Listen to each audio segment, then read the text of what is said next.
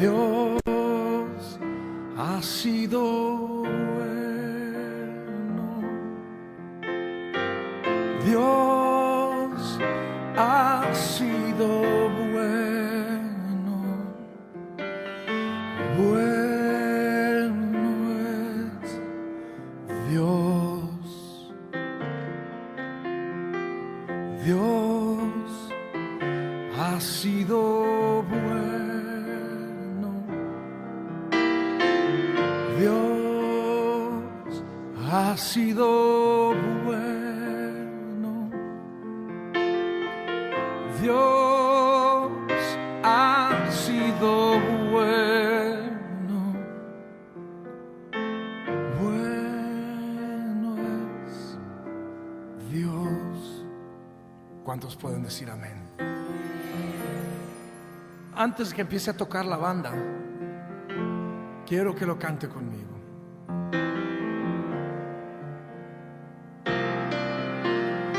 Dios ha sido bueno.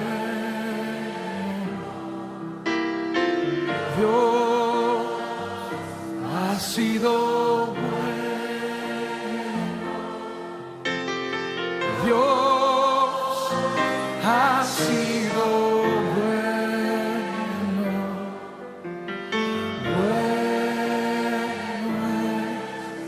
es Dios. Dígalo una vez más.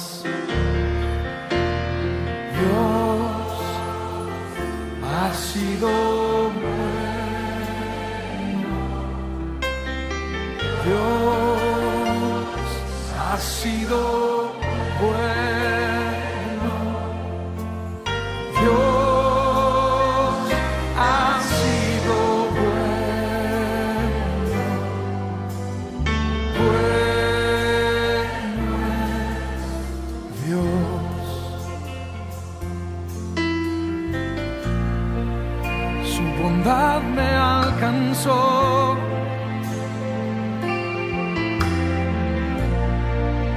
Su amor me rescató.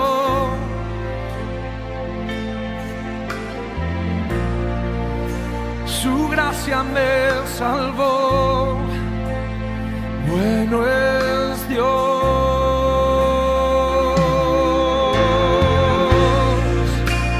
Por eso cantaré.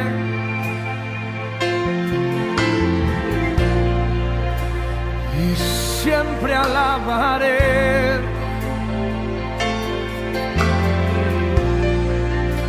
Y nunca olvidaré. Bueno es Dios. Dios. Puerto Rico. Ha sido bueno. Dios ha sido bueno. Dios ha sido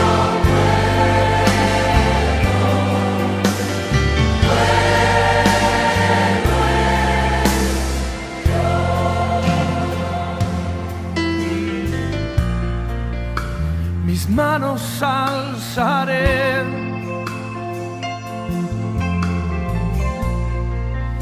mi vida entregaré,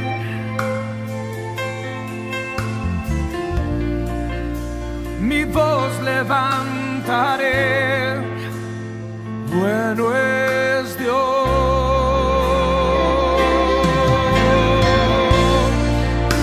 Y no me cansaré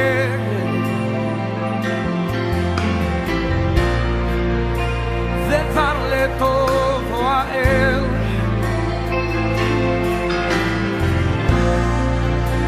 Yo quiero serle fiel. Bueno es Dios.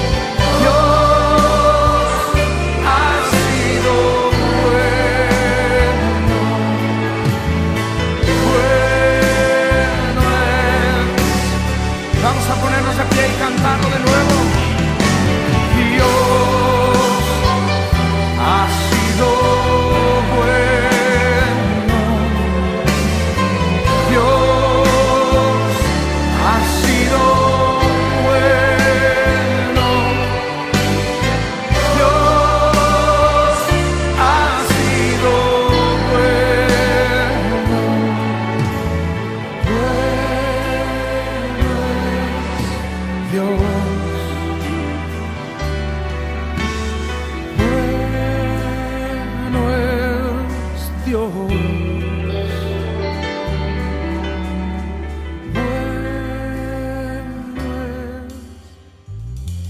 el tiempo Dios es bueno. Colegio Evangélico Isaac.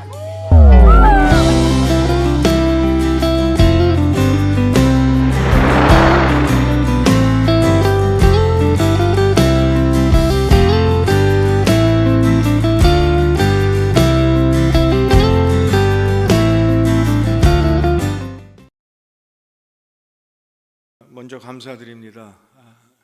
여러분들이 지금 보고 계신 저는 6개월 전만 해도 상상도 못했던 이런 날이 오리라고 상상도 못했던 저입니다. 여러분들께 제 모습을 직접 보여드리는 것만큼 더 정확한 간증은 없을 거라고 생각이 돼서 물론 치료하고 또 여러 서류 작업들이 좀 있는데 그런 일들 때문에 오긴 했지만 여러분들께 직접 만나서 기도해 주심과 또 헌금해 주시고 마음을 모아 주신 것에 대한 감사의 말씀을 직접 드려야 되겠다라고 생각이 들었습니다. 여러분 정말 감사드리고 하나님께서 일하시는 여러 가지 형태들이 있지만 서로 만나서 얘기하지 못해도 먼 거리에 있어도 기도를 통해서 하나님께서 어떻게 역사하시는지 우리는 다 경험들이 다 있습니다. 그러나 삶의 그 고비고비마다 특별하게 일하시는 하나님을 우리는 서로 간증해야 되고 또 들어야 될 이유가 있다고 생각이 됩니다. 왜냐하면 그것을 통해서 하나님께서 주시는 메시지가 있기 때문입니다. 잠깐 제 상황이 어떠했었는지를 설명드리겠습니다. 제가 10월 30 마지막 날, 제가 그 전날 토요일 날 그 클리닉에서 제가 한의원하고 양방 병원이 있는데 거기서 일을 하는데 그동안 몇 주간 기침을 아주 심하게 했습니다. 그런데 그날 토요일 날 아침에 이제 저희가 40일 기도를 하고 교회에서 기도를 하고 그 클리닉에 돌아와서 진료를 보는데 진료를 볼 수 없을 정도로 이 시력이 복시가 더블 비전이 돼서 초점이 맞지 않아서 이상하다 가서 쉬어야 되겠다라고 해서 저녁 때 와서 쉬고 그런데 몸이 계속 안 좋았습니다. 그래서 그냥 내쳐 쉬고 다음날 주일날 아침에 제가 교회에 가려고 일어났는데 몸이 이제 완전히 달라진 거예요. 그래서 일어나서 걷지도 못하고 그래서 그러면 부축을 받아서 교회 가서 기도만 하고 병원에 가봐야 되겠다. 근데 그것조차 제가 못하는 거예요. 일어나지 못하기도 했고 커뮤니케이션도 안 되고 말도 못하고 그래서 이제 저희 아들이 저를 업고 택시에 태워서 일단 응급실로 갔습니다. 응급실로 제가 입원을 일단 하고 그다음에 저희 모든 가족은 교회로 가고 그다음에 예배 마치고 나서 다시 돌아와서 그렇게 주일날 아침에 제가 입원을 시작했습니다. 제가 그 환자들한테 아마 옮은 것 같은데 코로나 바이러스는 아니었던 것 같고 기침의 바이러스가 약간 좀 변종된 것 같습니다. 그래서 기침을 아주 심하게 했는데 약을 먹고 또 제가 한방 치료도 좀 하고 예전 같았으면 그게 벌써 치료가 됐었을 텐데 끝나지 않고 그래서 한 2주간 기침을 제 평생에 그렇게 심하게 해본 적이 없어요. 그리고 기침을 그렇게 심하게 하는 사람을 본 적도 없고요. 아주 심하게 했습니다. 그래서 약도 소용이 없고 그러나 해야 될 일들이 있기 때문에 제가 모든 걸 다 놓고 치료에 집중하지 못했습니다. 근데 그 당일 그 토요일 날 더블 비전 때문에 이제 제가 일상적인 삶을 살지 못하니까 들어와 쉬고 그 다음부터 증세가 갑자기 하루 만에 악화가 된 건데, 이 바이러스가 들어가서 여기서 이제 상기도 감염, 이 뇌는 뇌막이 있어서 보호하고 있어서 이 막이 있는 한 바이러스나 그 다음에 다른 질병균이나 아니면 이제는 그 약물조차도 투과하지 못합니다. 뇌는 그렇게 보호되어 있어요. 그런데 거기를 뚫고 들어가는 그런 바이러스, 박테리아가 있어요. 그래서 제가 상기도 감염으로 기침을 아주 심하게 하면서 이게 상기도 쪽으로 해서 호흡기 쪽으로 해서 뇌로 들어가서 뇌신경 마비가 됐던 것입니다. 중추신경을 쳤어요. 그래서 전신마비가 왔습니다. 근데 그때 당시는 병명이 뭔지도 모르고 저는 그냥 쓰러지고 그 이후로는 저는 모르는 거예요. 저희 가족들, 그 다음에 교회, 또 병원 의사들의 몫이었고 저는 그냥 그렇게 시간이 지났습니다. 그런데 아무것도 할 수 없었어요. 그 증세는 전신마비가 되면서 이 호흡기 쪽에 마비가 오면서 응급실로 이제 대부분 다 가는데 응급실에서 한 20%가 죽는다고 합니다. 왜냐하면 이 호흡기가 마비가 돼서 인공호흡기를 달아도 소용이 없는 거죠. 왜냐하면 이 호흡 자체를 못하게 되는 거니까. 그런데 그 고비는 하나님께서 넘기게 하셨고, 그 다음에는 전신마비가 되니까 움직이지 못하고 기능을 할 수 있는 내 몸의 부분은 귀, 들을 수 있는 거 하나였어요. 그 외에는 아무것도 못했습니다. 그리고 전신이 마비되면서 전신 통증이 왔습니다. 24시간 통증이 오는데 어느 쪽으로 누워도 일어나지는 못하니까 계속 누워 있는데 어느 쪽으로 몸을 뒤척여도 닿는 곳마다 아프고 안 닿는 곳까지도 몸이 이 각도가 비틀어져 있으면 통증이 아주 심했습니다. 24시간 통증이라는 게 제가 그럴 수도 있겠다라는 말로 들어봤지만 제가 당해보니까 그 고통은 고문 같은 거였어요. 이러면 내가 원치 않는 진술도 하겠구나, 이 정도면, 그런 생각이 들 정도로 24시간 고통은 정말 참기 힘든 거였습니다. 그동안 제가 할 수 있었던 건 아무것도 없고 오직 기도밖에 없었습니다. 제가 그렇게 쓰러지고 난 다음에 가장 처음에 그 응급실에서 지금쯤 우리 다 예배드리고 있을 텐데 나는 지금 응급실에서 뭐 하나, 그 상황에서 처음 들었던 마음은 걱정이었습니다. 교회에서 제가 담임 맡고 있는 이 교회에서 담임 목사가 쓰러졌다라고 하면 교인들이 어떻게 생각할까? 우리 목사님은 믿음도 없는 걸까? 아니면 우리 목사님이 무슨 죄가 있어서 벌을 받는 걸까? 그래서 우리 교회가 동요될까 봐 제가 걱정이 많이 됐습니다. 아주 걱정이 많이 됐습니다. 그래서 하나님, 만약에 제가 죄 때문에 그런다고 한다면 정말 하나님께서 참을 수 없어서 이런 벌을 주신다고 한다면 그냥 벌 주지 마시고 저를 데려가 주세요.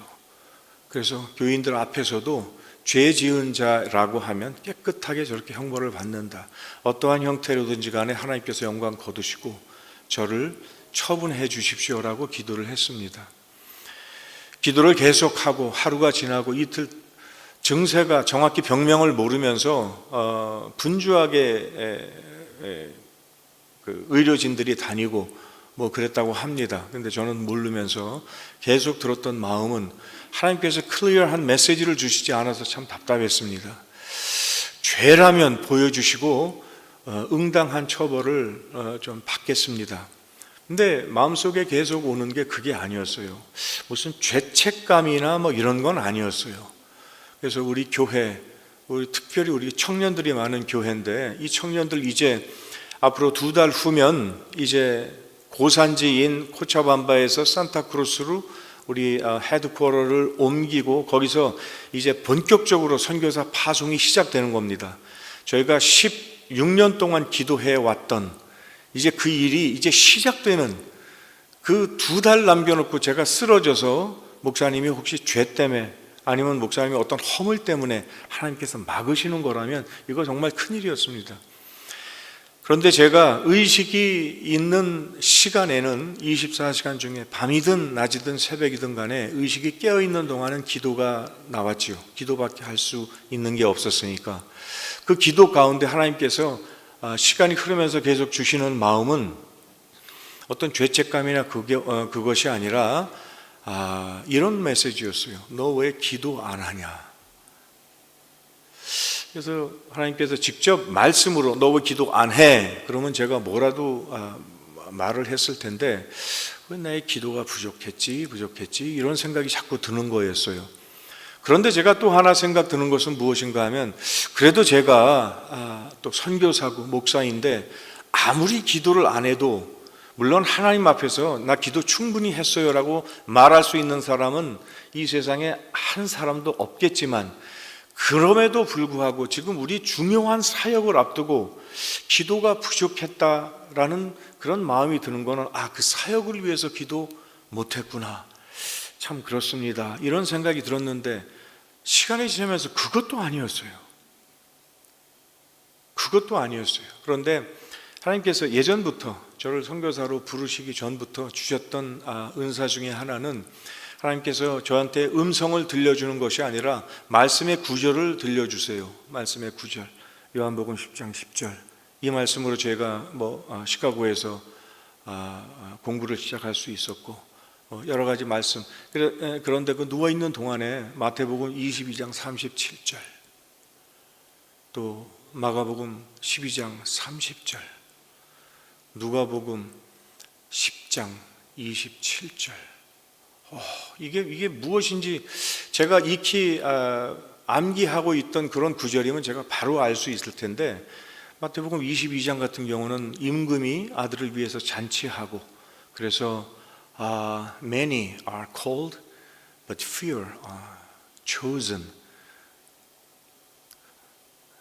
부르심 받은 자들은 많은데 선택받은 자들은 적다. 저는 그 말씀으로 마태복음 22장을 설교해 본 적은 있지만 그 밑으로 더 내려가서 이 말씀이 있었던 거는 저는 기억을 제가 못했었어요. 그래서 이 말씀이 무엇인지 볼 수도 없고 말도 잘 못하고 그래서 하루 이틀 지나면서 계속 기도했어요. 잘 모르겠습니다. 하나님 그냥 말씀해 주세요. 나 알려주세요. 그럴 때 신명기 6장 5절 이렇게 말씀 주셨어요. 다 아시죠? 신명기 6장 5절. 주 너희 하나님을 사랑하라. 너희 하나님을 마음을 다하여 목숨을 다하여 뜻을 다하여 사랑하라. 그 말씀이 이제 해석이 되니까 그게 전부 다 똑같은 말씀이었어요. 마태, 마가, 누가복음에 새 구절을 주신 말씀이 똑같은 신명기 6장 5절의 말씀이셨어요. 그러니까 제가 이해가 가는 거예요. 하나님께서 굳이 설명을 안 해주셨어도 제가 기도한다고 하고 제가 열심을 보였던 모든 것들은 사역이었어요. 하나님 내가 사역에 나의 전력을 다하는 것 그게 뭐가 잘못됐습니까? 근데 하나님께서 또 더 깊은 음성은 뭔가 하면 너는 사역을 위해서 기도했지 나를 사랑하기 때문에 기도한 적이 있느냐? 내가 너한테 뭐냐? 내가 진짜 너 아버지냐? 너 진짜 내 아들이냐? 선교사이기 이전에 너는 누구냐? 내 앞에서. 제가 할 수 있는 게 없었어요. 눈물만이 나오고 그래서 하나님께서 저한테 주신 메시지는 그거였어요. 나와의 관계가 먼저다. 그것도 다 알고 있었던 얘기인데 내가 왜 그걸 못했을까? 나는 왜 선교사로 사역에만 몰두하면 그것이 하나님 앞에서 그냥 정당하게 그렇게 받아들여진다라고만 생각했을까? 나는 그동안 도대체 무슨 설교를 했는가? 하나님께서 우리 사람들에게, 우리 죄인들에게 주시는 그 모든 메시지에는 예수 그리스도가 들어가야 되는데 예수 그리스도가 누구냐? 사랑 아니냐? 근데 그걸 통해서 관계를 가져서 이제 내 아들 됐는데, 하나님의 자녀가 되는 권세를 받아서 내가 아들 됐는데 너는 왜 자꾸 사역만 얘기하냐? 아닌 게 아니라 2달 동안 집중해서 우리 교회 전체가 기도해야 될 제목은 이제 가서 300명의 선교사 파송하는 사역. 이게 선교 역사에 없던 일인데 우리가 그 일을 한다. 이거 내가 생각했던 비전도 아니고 하나님께서 주신 것이야. 그래서 하나님께서 반드시 하실 것이야. 굉장히 보기에는 멋있어요. 그리고 또 정당합니다. 여기에 잘못은 없었어요. 그런데 그것보다 더 중요한 것이 빠져 있었음을 하나님께서는 2달 남겨놓고, 이사 2달 남겨놓고 저를 완전히 누이셨습니다. 아무것도 할 수 없는 가운데 이 메시지를 반복해서 주셨습니다. 이제 300명의 선교사를 훈련시켜서 파송하는데 그 선교사들 기도의 용장들이 돼야 되고 말씀의 전사들이 돼야 되고 그거 하나도 이상하지 않아요. 그런데 하나님 사랑이 부족하다라고 한다면 그 모든 것이 뭐가 소용이 있겠느냐? 그들이 나가서 어려움 당할 때 내가 영적인 능력이 좀 약해서 내가 어려움 당하나? 이렇게 생각할 거 아닌가? 가장 중요한 것은 사역을 잘하고 못하고를 떠나서 그것보다 더 중요한 것은 내가 너를 사랑해. 너 그 사랑 때문에 나에게 헌신했지 않냐? 그렇다고 한다면 무슨 일이 있든지 간에 내가 하는 것까지도 알겠네. 선교는 하나님께서 다 하시는 것이심을, 그것임을 너는 알고 이 사역을 하고 있는가? 그걸 똑바로 가르쳐 보낼 수가 있는가? 하나님께서 너무나 귀한 메시지를 주시기 위해서 2달 남겨놓고 저를 멈추셨습니다.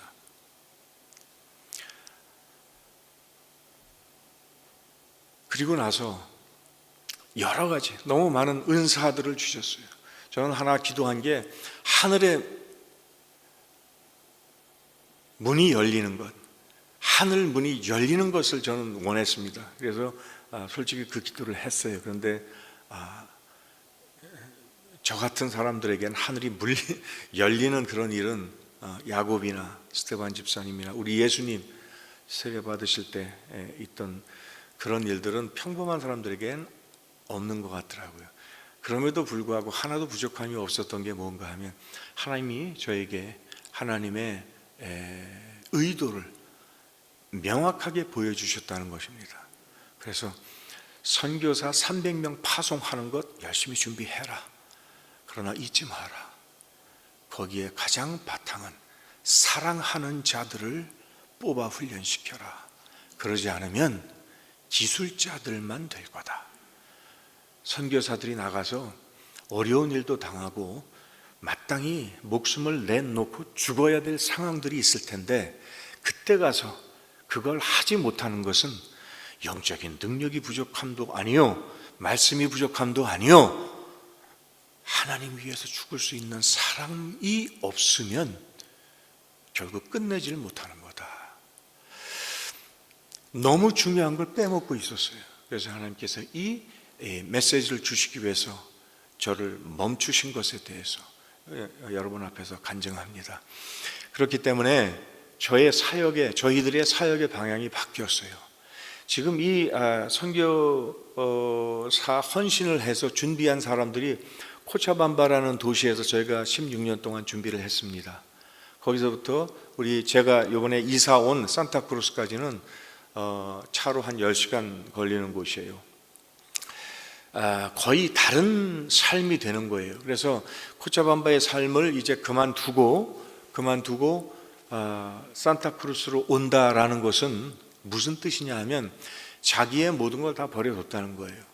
거기에는 자기네 그렇게 금쪽같이 여겼던 가족들도 거기 놔두고 그다음에 자기들의 공부하던 것들, 그다음에 직장들, 그다음에 여지껏 자신들이 꿈을 키우면서 준비하던 그 모든 것들을 다 놔두고 이제 이 선교지로 온 것입니다.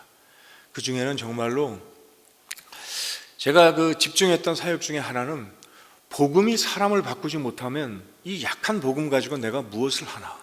저는 그것이 관건이었어요. 그래서 사람을 바꾸는 복음, 이게 복음이 정확히 들어가기만 한다면 절대로 하나님 앞에 새 사람이 될 거다라는 확신을 가지고 전했는데, 조금 문제가 있었던 게 뭔가 하면 저희 사역이 훌륭한 크리스찬 되는 것, 그것이 끝의 목적이 아니었습니다. 그것으로는 부족했어요. 예수 믿고 구원받은 사람들 중에서 훌륭하게 살아가는 사람들도 많은데, 성경에서 말씀하시는 우리 주님께서 저에게 계속 주시는 메시지는 아니, 그건 말고 그거보다 더 나가서 예수 그리스도를 주주로 받아들이고 영생이 확정됐는데 그 다음은 헌신이 없으면 뭔가 부족하다라는 거예요. 예수 그리스도, 전에 제가 나눴던 말씀이 생각나는데, 제가 한의사이기 때문에 한방을 해서 그 산삼 예를 한번 들어봤었습니다. 산삼을 먹으면요, 몸에 맞는 사람 안 맞는 사람이 있어서 조금 효과는 달라도 확실한 건 무엇인가 하면 산삼을 먹으면 반드시 효과가 있습니다. 근데 산삼을 먹었는데 효과가 전혀 없다라고 한다면 그 산삼이 가짜거나 아니면 산삼을 안 먹었거나 둘 중에 하나입니다. 산삼을 먹었는데 효과가 없다는 건 있을 수가 없어요. 예수 그리스도 받아들여서 예수가 내 구주가 됐다라고 분명히 예수가 그 삶 속에 들어간 사람이라고 한다면 그냥 이쁘게 잘 사는 훌륭한 크리스찬 절대로 아니에요. 예수 그리스도 그 삶에 들어갔다라고 한다면 반드시 헌신까지 이어집니다. 헌신의 종류가 좀 다르긴 하겠지만 예수를 위해서 아까운 게 없는 사람이 된다라는 것이에요. 에베소서 4장 13절은 우리가 잘 알아요. 그리스도의 장성한 분량까지 잘하는 것, 그게 이제 예수께서 교회를 부르신 목적인데, 11절은 우리가 간과할 때가 많아요. 에베소서 4장 11절에 이렇게 부르신 것을 얘기했어요. 이제 예수 그리스도를 받아들인 사람들은 사도로, 선지자로, 복음 전하는 자로, 목사와 가르치는 교사로 이렇게 다 부르셨어요. 여기서 예외 조항은 없습니다. 초신자, 교회 처음 나오시는 분들이 여기에 들어가지 못한 단계는 있을지는 몰라도 예수 그리스도 받아들인 사람이라고 한다면 반드시 이런 헌신이 있는데, 첫 번째 사도가 무엇인가? 아포스텔레스. 이거는 뭔가 하면 보내심 받은 자예요. 성경이 아무렇게나 막 쓰여진 것이 아니라 만약에 그것을 첫 번째 뒀다라고 한다면 거기에 나름 의미가 있을 것 같습니다. 성경은 참 중요시 생각하는 것이 무엇인가 하면 보내심을 받은 것에 대한 이해가 없는 것, 이것을 참 문제시하는 거예요. 하나님께서 예수 그리스도를 보내셨어요. 이 땅에 보내신 이유는 하나님께서 우리들에게 누누이 설명해서 우리는 다 압니다. 예수 그리스도 땅에 오신 것은, 예수 그리스도께서 오신 것은 그분의 목적은 죽기 위해서예요. 그 죽음을 통해서 구원하시는 그 모든 사역을 이루시기 위해서. 그러니까 세상에 오셔서 도둑질 하지 말고 남들 도와주고 어려운 사람들과 함께 잘 살아서 여기서 천국을 이루어라, 절대 그 메시지가 아니에요. 보내심 받은 자들의 특성은 무엇인가 하면 이 보낸 자의 가장 깊은 것 하나는 꼭 컴플리트 해야 된다는 것입니다. 하나님께서 우리 예수 그리스도를 통해서 우리들에게 주시는 메시지는 무엇인가 하면 영생입니다. 영원히 죽을 수밖에 없는 자들에게 주시는 메시지가 그거예요. 우리도 마찬가지로 보내심 받는 거예요. 그냥 훌륭한 크리스찬, 남들에게 칭찬받는 크리스찬이 아니고, 우리 목사님 계속 전번 주일 저는 1호 선교사입니다. 성광교회. 여러분 잊지 마시기 바랍니다.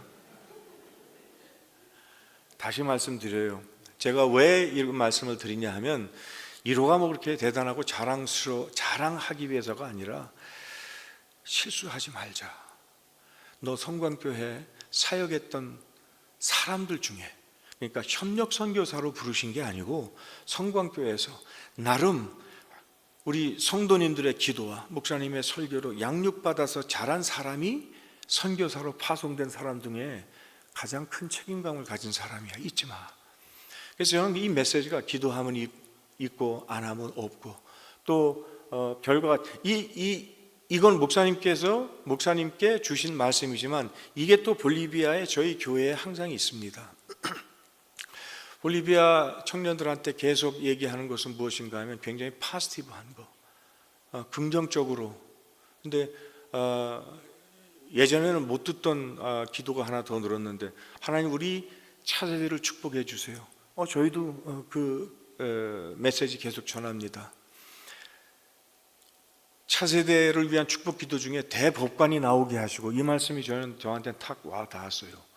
이 마지막 세대에 대통령보다 좀 더 중요한 건 무엇인가 하면, 이 타협할 수밖에 없는 동성애나 이런 것들이 전부 다 법으로 정하면 그냥 넘어가는 건데, 거기서 마지막 보루가 이 휩쓸려가는 세상에서 마지막 법으로 막고 있는 사람이 누구냐 이거예요. 이거 선교사입니다. 이거 대법원에, 미국의 대법원에 우리가 선교사로 파송을 해야 돼요.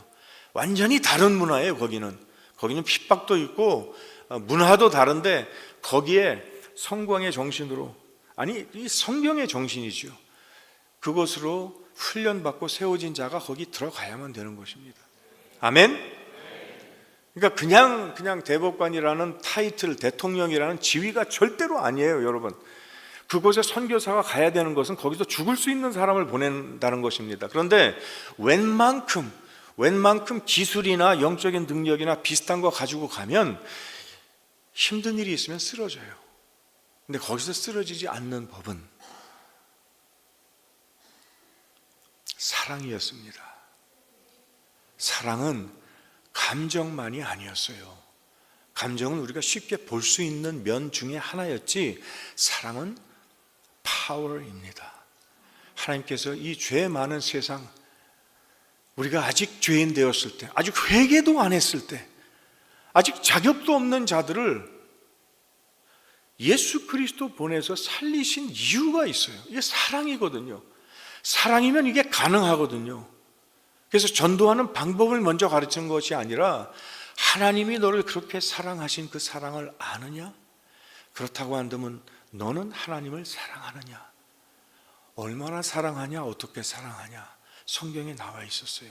마음을 다하고, 이 말씀을 또 다른 주제이기 때문에 제가 길기 때문에 못 나누겠지만, 오늘 저의 그 멈춤을 통해서 하나님께서 주신 메시지는 사랑이었습니다. 사랑은 이 모든 것을 가능하게 하는 힘이었고, 또 사랑이 빠지면 그 외에는 전부 다 위험하거나 가짜이거나 그렇습니다.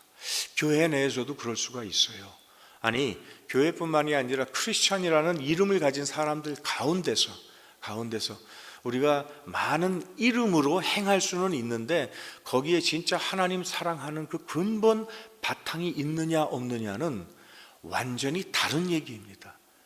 이게 진짜인가 가짜인가, 그 얘기였어요. 그래서 저는 회개 많이 했습니다. 우리 교회에서 청년들 제가 쓰러졌을 때 교회가 더 부흥했어요. 그래서 저는 약간 좀 섭섭하긴 했지만, 그래도 하나님께서 그런 식으로 보여주셨다면 너무 감사한 겁니다.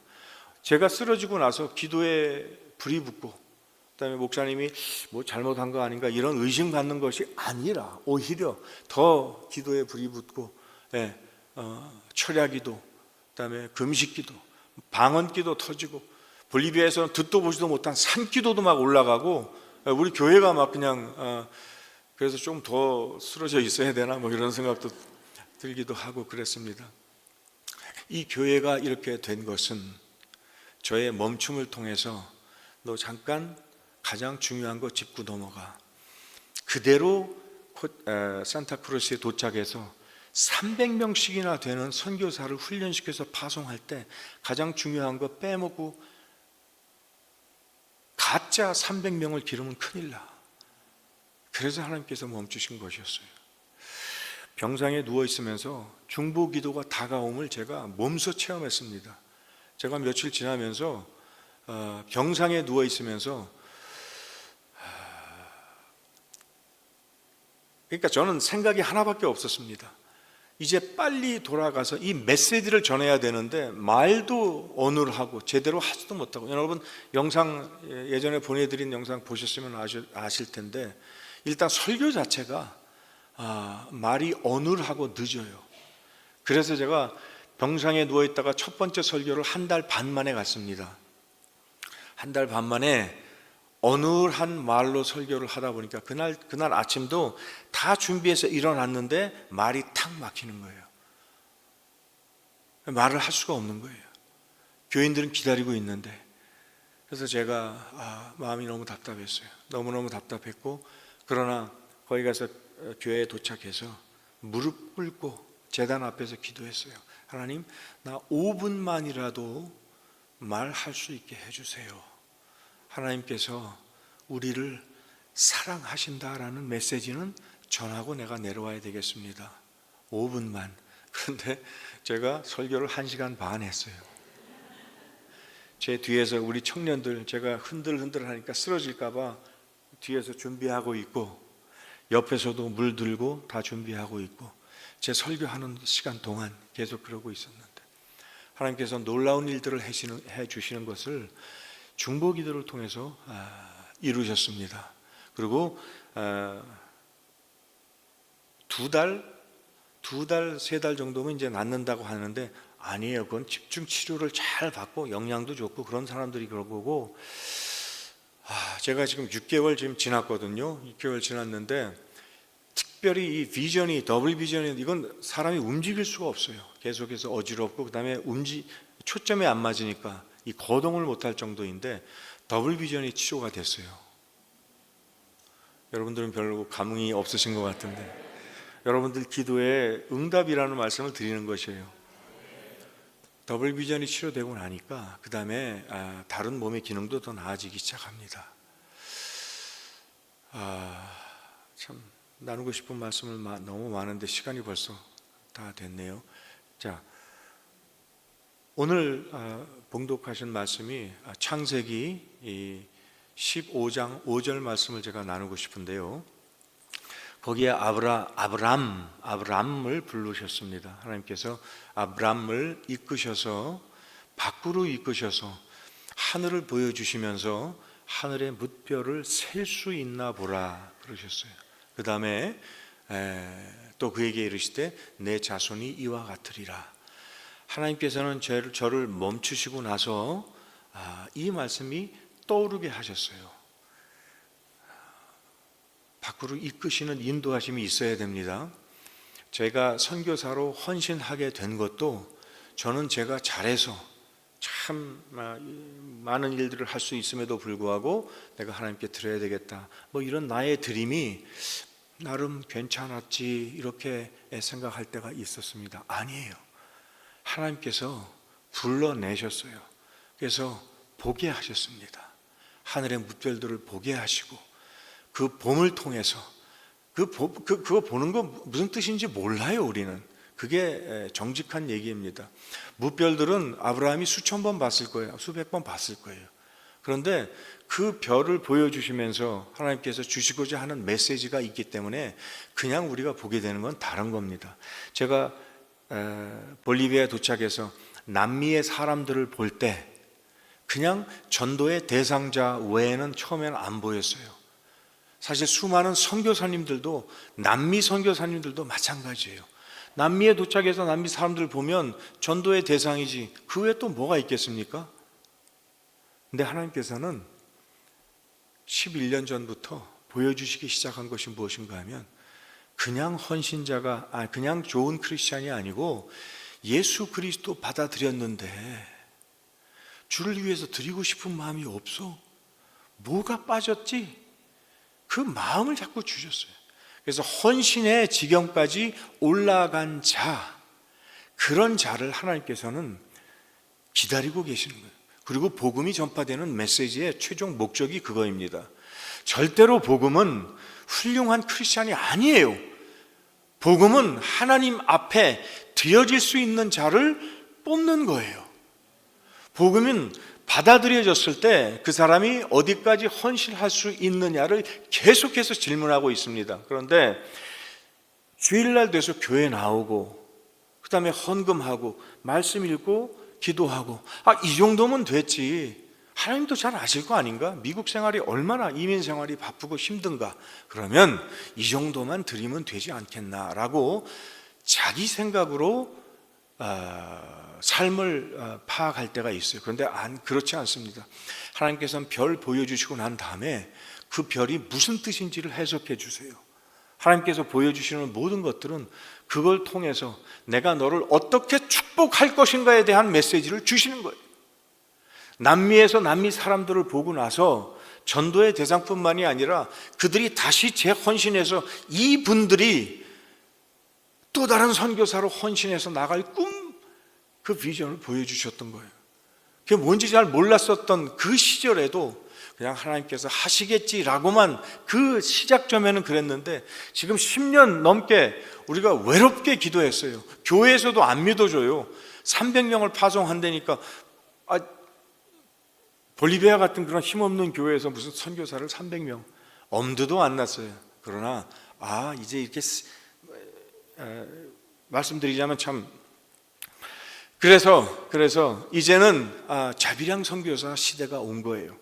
교회에서 서포트 할 수 있으면 괜찮은데, 지금 볼리비아도 벌써 은행 어카운트들이 막히기 시작했어요. 그래서 외국에서 이제 달러로 들어오겠죠. 달러로 들어온 돈 지금 못 찾아요.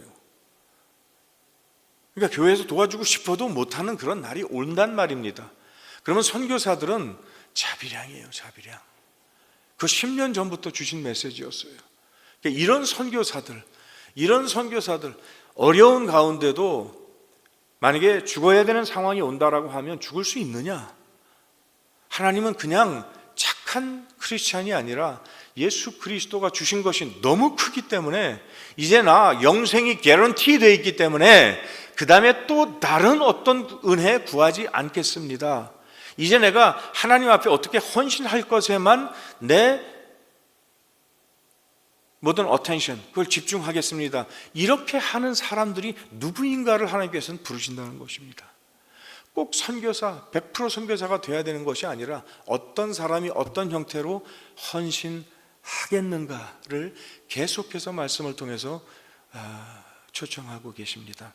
아브라함 별을 보여주시면서 아브라함 묻지도 않았고, 아브라함은 생각도 없었던 내 자손이 이와 같으리라 라는 그런 비전은 하나님께서 일방적으로 보여주신 것입니다. 아브라함이 뭐 잘한 것이 없어요. 그러나 하나님께서 이 크고 비밀한 것들을 너를 통해서 이루리라 라고 하신 것은, 아브라함이 어떻게, 물론 그 16장에 가면 또다시 믿음 없는 일을 해요. 이스마엘을 낳고 뭐 그런 일들을 하긴 합니다. 그런데 17장에 가면 이제 아브라함으로 하나님께서 바꾸십니다. 이 모든 것들은 하나님께서 하십니다. 헌신을 두려워하는 이유가 뭔가 하면, 내가 종교인이 되면 나는 어떻게 하나, 내 가족은 어떠나, 이런 생각 때문에 그러는 거예요. 그 모든 그런 것까지도 하나님께서 부르셨으면 책임지실 것까지 믿어지지 않으면 헌신은 못하는 거예요. 그만큼의 믿음 때문에 하나님께서 보여주시는 이 비전을 보지를 못하는 것입니다. 하나님께서 보여주시는 비전은 우리들의 믿음의 바탕입니다. 우리가 바랄 수 없는 중에 바라고, 그다음에 바라지 않는 것들의 실상이고, 보지 못합니다. 보지 못한 것의 증거입니다. 하나님께서는 이것들을 통해서 이 비전들을 보여주시고, 그때는 아무것도 모르고, 그때는 내가 생각조차도 안 했던 것들을 하나님께서는 너를 통해서 하시겠다는 메시지를 주시는 것이 바로 비전이라는 것입니다. 하나님께서는 마지막으로 기도 제목 나누고 싶습니다. 이제 산타크루스로 이사 갔어요. 우리 청년들 중에 정말 마약하고 타투, 그다음에 밤에 공동묘지 가서 파헤치고 뭐 이런 청년들이 있어요. 이들에게 복음을 전했을 때 좋은 크리스찬들로 다 변했어요. 그런데 뭔가 부족했어요. 그래서 저는 헌신을 심어줄 때, 영생 개런티 됐으면, 이제 천국 갈 것이 개런티 됐으면 이제 목숨 내놔라. 너 이제 구원 받았고 가족들 개런티 돼 있으면 이제는 다른 사람들을 위해서 기꺼이 죽을 수 있는 예수 그리스도의 헌신, 이제 네가 해야 될 때가 아니냐. 우리 그것 때문에 부름 받았다. 거기까지 가면서 애들이 애들이라 그러니까 어린애들 같이 생각하는데 다 청년들이고 40대예요. 근데 이 청년들이 이제 헌신하기 시작하면서 달라지는 거예요. 얼마 전까지만 해도 미지근했었어요. 미지근했었는데 헌신의 단계에 들어가니까 그때 힘이 생기더라고요. 말씀이 그래서 헌신까지 요구하는 것이구나. 그냥 놔두면 쓰러지는 거예요. 그런데 헌신에 들어간 자들은 이제 계속 공급하는 힘이 하나님께서 주시는 사랑에 대한 확신이 있기 때문에 자라는. 지금 산타크루스에 한 20명 넘게 이제 다 청년들이, 가족들이 저희하고 참 감사해요. 저희 설명할 수 없어요. 이것도 깁니다. 그걸 다 버려두고 이제 선교사 파송 사역을 위해서 산타크루스 저희를 따라온 사람들이 이게 제정신일까요? 와서 무엇을 하냐 하면 선교 준비를 다 합니다 지금. 그래서 저희들 이제 10여 년 이상 동안 계속 기도했던 것 올해부터 시작이 됩니다. 올해부터 시작되기 전에 하나님께서 저를 딱 멈추셨고 이제 그 메시지를 알아들으니까 이제부터 시작이 되는 것이에요. 7월 첫째 주에 여러분 기도해 주시기 바랍니다. 7월 첫째 주에 처음으로 우리 볼리비아에서 청년 선교 대회를 저희가 주최해서 합니다. 선교 대회 비슷한 것들은 많이 있었어요. 여기 이제 사진이 나가는데 우리 볼리비아에서 영향력이 있고 존경받는 그런 목사님과 또 우리 한인 선교사님들, 그다음에 어떤 또 다른 목사님들 초청을 해서 저희가 이제 시카고의 위트넨에 있을 때 그 코스타를 이제 호스팅했었는데 그 경험을 살려서 저희가 이제 코스타처럼 이렇게 할 것입니다.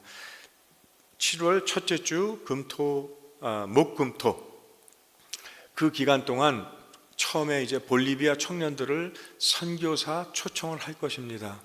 저희는 목표가 딱 하나입니다. 예수 그리스도 받아들였으면 그 산삼의 기운이 정말로 워크한다면 이제 헌신까지 다 해야 된다. 어디로 나갈래? 무엇을 통해서 하나님께서 기뻐하시는 일을 할래? 선교사 파송 이제 볼리비아에서 처음 시작합니다. 여러분 저희 교회 너무 작아요. 그리고 사람 수도 뭐 몇백 명 되는 거 아닙니다. 그러나 이 교회가, 이 선교회가 이제 처음으로 선교대회를 하는데 저희 예상으로는 한 500명, 많으면 700명도 왔으면 좋겠는데 저희가 간 학교가 너무 작아요. 너무 작고 지금 너무 오랫동안 방치되어 있어서 지붕이 막 무너지기 시작하고 그렇습니다. 여러분 기도해 주세요. 사고 안 나게 우리 학생들 이거 좀 고쳐서 쓸 수 있도록 사고 안 나게. 거기에 이제 500명에서 700명 정도 들어가는 청년들, 이제 거기서 이제 헌신자들을 우리가 부르신 자들은 많은데 택한 바들은 적다라는 제목으로 이제 선교대회를 시작할 것입니다. 여기에 악하고 더러운 것들 일절 틈타지 못하도록 여러분께서 기도해 주시기 부탁드리겠습니다. 이것이 이어져서 12월 첫째 주에는 이제 아르헨티나에서 중남미 전체 청년 선교대회를 또 저희가 합니다. 감이 안 오실 거예요. 뭐 선교대회 하나보다. 그런데 이제 직접 가 보시면 이제 이 작은 교회, 단독 교회에서 나라 전체를 대상으로, 그 다음에 대륙 전체를 대상으로 하는 선교대회가 이게 과연 가능할까? 왜 가능하냐면 선교사들이나 목사님들이 하는 게 아니기 때문에 그렇습니다. 그 다음에 여러분들의 기도가 있기 때문에 이게 가능한 것입니다. 여러분들 이 선교대회를 통해서 청년들이 헌신할 수 있게, 많은 청년들이 그냥 좋은 크리스찬이 아니고 나도 뭔가 주를 위해서 이렇게 주셨는데 주를 위해서 이 목숨 이거 아무리 생각을 해봐도 별로 아깝지가 않다. 하나님 뭘 원하세요? 말씀만 하세요. 다 드리겠습니다.